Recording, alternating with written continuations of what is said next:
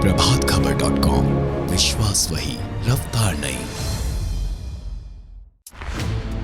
भारतीय reserve bank नए वित्त वर्ष 2022-23 की शुरुआत में द्विमासिक मौद्रिक समीक्षा के लिए मौद्रिक नीति समिति सदस्यों के साथ बैठक कर रहा है। आर्थिक विशेषज्ञों के अनुसार द्विमासिक मौद्रिक समीक्षा के दौरान रिजर्व बैंक की ओर से रेपो रेट और रिवर्स रेपो रेट निर्धारित किया जाता है। रेपो रेट में बढ़ोतरी से शेयर बाजार और भारतीय अर्थव्यवस्था से लेकर आम आदमी तक पर प्रतिकूल प्रभाव पड़ता है। वहीं रिजर्व बैंक की ओर से रेपो रेट में कटौती की जाती है तो आम आदमी को बहुत बड़ी राहत मिलती है। हालांकि रिजर्व बैंक की इस रेपो रेट से आम आदमी का ताल्लुक कम ही रहता है, लेकिन यह देश के प्रत्येक नागरिक के लिए बेहद महत्वपूर्ण है। आइए हम यह जानने की कोशिश करते हैं कि आखिर रिजर्व बैंक की ओर से तय की जाने वाली रेपो रेट आम आदमी को कितना प्रभावित करती है।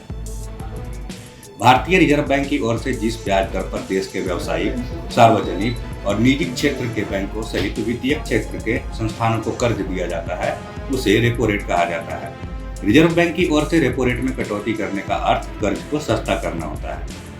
रिजर्व बैंक की ओर से तय की जाने वाली रेपो रेट में किसी भी प्रकार के बदलाव का असर देश की हजारों कंपनियों पर पड़ता है। देश के बैंक, एनबीएफसी, वित्तीय संस्थान, रियल एस्टेट, बुनियादी ढांचा क्षेत्र के अलावा सभी सेक्टर अर्थव्यवस्था के साथ सीधे जुड़े होते हैं।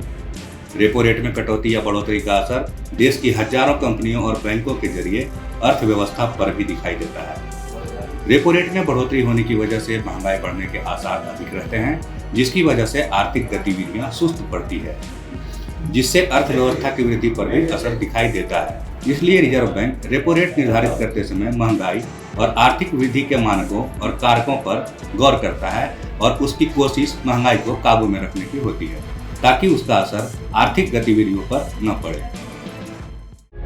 प्रभातखबर.com, विश्वास वही, रफ्तार नहीं।